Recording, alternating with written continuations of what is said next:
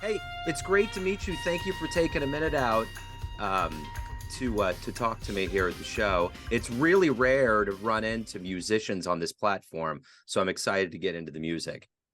That's awesome. Yeah, for some reason, as musicians, we love doing music so much.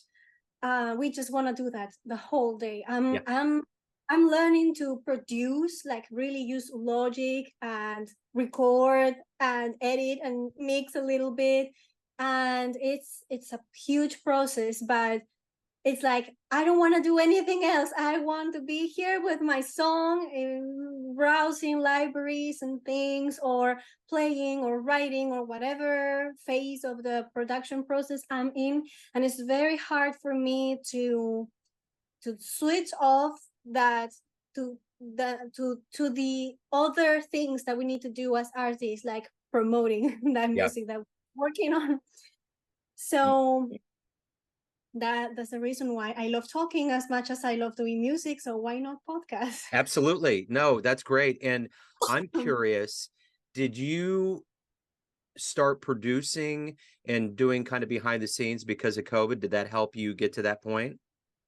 Well, actually, the COVID pandemic showed me how fragile life is, how it's today, or who knows if tomorrow we have an opportunity. So I was working like normal jobs as teaching English, teaching dance lessons, and all of these kind of crumbled.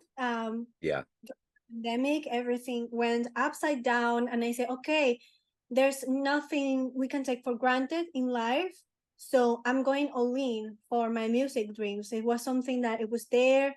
Um, procrastinating. I was procrastinating it, doing some things here and there, and then that happened, and it switched something in my mind, and I did it in spite of the pandemic. That's when I started. I got on LinkedIn to search for possible partners, possible people in the music industry. I found a producer. I sent him some songs that I wrote, and he said they are interesting. Let's produce them, and we started there. I started thanks to the COVID pandemic, so it's been a learning process in so many different aspects of what having a brand means, because you can have the best music in the world, but if you don't have like a brand or a presence out there, um, it's not gonna go too far. You know, there's so many people with so much talent that sadly just pass by in silence because they weren't able, or they didn't know how to present themselves to out there in the world Yeah. to say, hey, I have this, you know. Yeah, for sure. Well, you have different aspects of what you do. There's a lot that goes into what you do. So I'm going to do this. I'm going to put you in front of a bunch of third grade students. It's career day at an elementary school, and one of the kids looks up and is curious and asks you, "What do you do for a living?" How do you answer that child? I do songs and videos for people.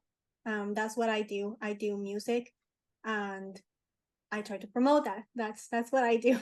Okay. So when did all of this begin for you? Where were you born and raised, and how did you get this passion for music? So I was born in Peru. I am half French, half Peruvian, actually. And in Peru, one good thing that we have in the school is that they like to celebrate everything, like Mother's Day, Father's Day, everything day. And so each day we'll have like a show that we're gonna do, and we're going to rehearse dances or poems or acting, some music as well. So I developed first like a love for performing arts with that, and then I went to theater, but music was always something that was there, kind of um how you say, lurking behind. You know, it was always like the theater, this and that, and the music, because music is more technical and it was expensive back in the day, and my family couldn't afford lessons. So every time I would sing, I obviously didn't have at the time the technique or whatever, so people were like, no, that's not for you, etc. So that kind of hindered me in the beginning. And then at some point, it kept calling me every time. I would stop for a few months, and then the desire will come back stronger than ever. So at some point I took the decision and I switched from theater and acting to music. And it's not that I don't miss theater or that I wouldn't do it in the future, but I don't miss it as hard as I missed music when I was away from it. So that's how I discovered my purpose is there, and to try to bring some beauty and happiness to people through the things I do, particularly the music. So who's been kind of a musical hero for you? Who have you admired and modeled things after a little bit? Well, it's kind of funny because it's her genre is totally different from the things I like and the things I produce. I honestly don't know where my style comes from in terms of normally people do the music they've been growing up listening to, right? My hero from my childhood definitely was Christina Aguilera. Like she sings so well, obviously, and I was always like, I wish I could sing as well as she does, you know, in my style, but as well as she does. And again, people were like, no, she's too special. You will never sing like her. And I never wanted to sing like her, but as good as in like in a great level, you know. And I worked hard. I sing well now. I don't know if as good, but I am decent. I can do things. I can express my feelings. So she was like my childhood hero. And then in my teens, I discovered a band called Nightwish because I wanted to write music, but I didn't know what kind of music yet. And then I discovered Nightwish, which is a band that mixes heavy metal with symphonic, orchestral, classical music elements, and that. And their first singer at the time was Tarja Turunen, and she sings kind of lyrical, not like opera completely, but some taste of opera singing. And I loved that right away and say, oh, that sort of thing. I'm kind of there, you know. Yeah. And then I discovered later when I was in Europe, etc., some friends that told to me about Rainbow, Ronnie James Dio. That came later. I had friends who were like, my parents made me listen to all the iconic rock albums, right? For me, that came so much later.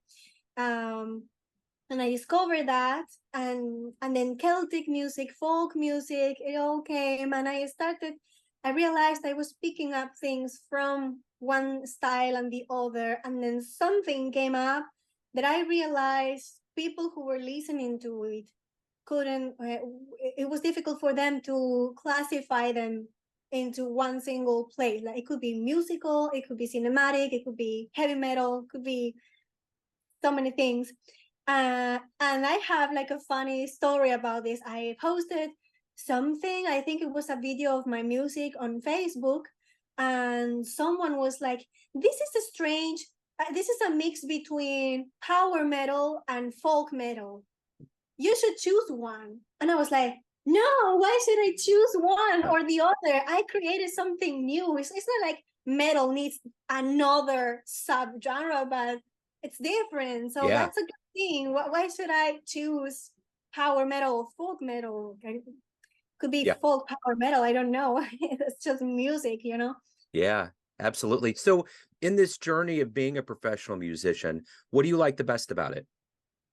Um, I think it's definitely like writing the music when I get the ideas. That's the most rewarding phase for now because when it comes to producing, it's like a gigantic puzzle.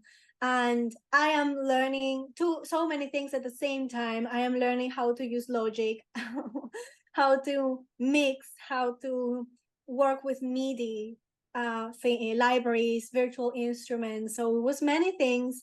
And so because the first songs that I have on YouTube, I written them all, but the production process, the orchestration was done by my producer.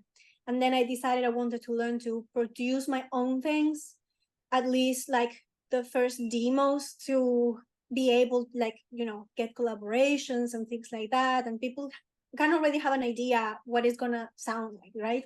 Yeah. And I was very ambitious. I am working on a song right now that has a lot of orchestra, and I ended up with like 60 tracks with so many instruments. My RAM was like agonizing because I didn't optimize my session. I just open it and however it would come. So I'm working with a teacher right now, and every time he's like, "Oh, I want to do this," and he's like, "Yes, but then you have to take into account, sorry, this and this and this and this and this." And then I just cry. I say, "No, this is too much." So for now, producing is not my favorite. Marketing is not my favorite, but when I come up with the ideas, like a melody comes in my head, I'm washing the dishes and I start singing something and I say, "Wow, that's actually cool. Let's develop that into a song." That's my favorite part. So what's coming up for you? What projects? What are you looking for as the year ends and the new year begins? So for now, I am working to improve my online presence. That's very important, especially as an independent musician. I have no label behind me whatsoever. I don't want to, Right. and, and for many reasons. And I think it's important to stay free, and especially those days, all information is out there. How you can improve, how you can promote yourself, and everything. There's so many companies for, I don't know, how you call that, I forgot the word, but when you hire someone to do something else, Yeah. Outsource. outsource your merchandise, your CDs, everything, right? So I am working more on having this online presence into putting myself more out there, Yeah. um, working on more music in from a strategic point, like why not making covers on my style? So if people who like that style will then see that I have original music and listen to that too, and they will like it already because it's the same style, things like that. Yeah. So trying to develop a more strategical mind and not be only the crazy artist that lives in the clouds, that's very important as well. And I'm working on that song. It's a new song that's for a more long term. It's for a like learning process. But the more concrete things, I partner up with an artist. His name is Liam from the UK's program Fix Your House for Free, and he works with upcycled, recycled materials, vintage pieces, things, antiques, and he makes boxes. So he wanted to do a collaboration with me, and I thought about it and I said, why not doing music boxes with my songs on them? Because everyone does like the CDs and the vinyls and the tapes, which is great. And I also want to do that in the future. But no one does music boxes that you actually open them and you have the songs there. It's so beautiful. Yeah. And I love photography as well. I do some artistic photography. So he made boxes with my pictures and his style mixed together. And we are gonna have the exhibition in December in London. Oh, cool. And I don't know, it's gonna be so beautiful. I'm so much looking forward for it. Excellent. So at the end of the day, everyone out there that you work with has a perception of you. Your family does, your friends do, but you ultimately run the show. What's your perception of you? Who do you think you are?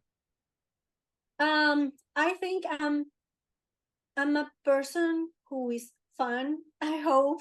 I love being funny and make jokes. And it's also, funnily enough, something that works the best on my content is the funny things.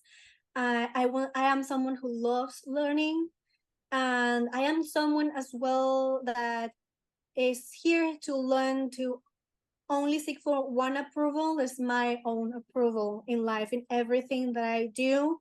That was very hard for me, and it's something that I think almost everyone has, because evolutively speaking, our survival depends on the group's approval. Yeah. So when you do something that maybe benefits you, but the others don't understand it and don't approve it because of many reasons, um, then you feel bad. It's literally your brain keeping you in the comfort zone, saying, "You're gonna die. We're gonna die if you do this." So I'm learning that it's not necessarily that you stop searching for approval. It's totally natural, but you choose who you get your approval from. And then you can get the approval that actually helps you towards your dreams and your goals, you know? Yeah, for sure. So if anyone out there wants to pick up your music, find out about anything that you're doing creatively, where's the best place to go? I think the best place is YouTube. There's my music there with the video clips, 3 of them. I drew them myself, frame by frame, to the animation that I also learned on the go. That was so crazy. And yes, they can go to my YouTube channel. It's Catherine Gairard. So it's written CATHERINE, then space GAIRARD. Catherine Gairard. That's my YouTube. And I don't know if it's gonna be like a link somewhere, but I that way they can find it, and from there all my socials, my website, everything for all the projects. And yeah. Cool. Excellent. This has been so great. Thank you so much for opening up. Thank you for your time, and best of luck with everything. I appreciate it. Thank you so much. Thank you. Take care. Bye.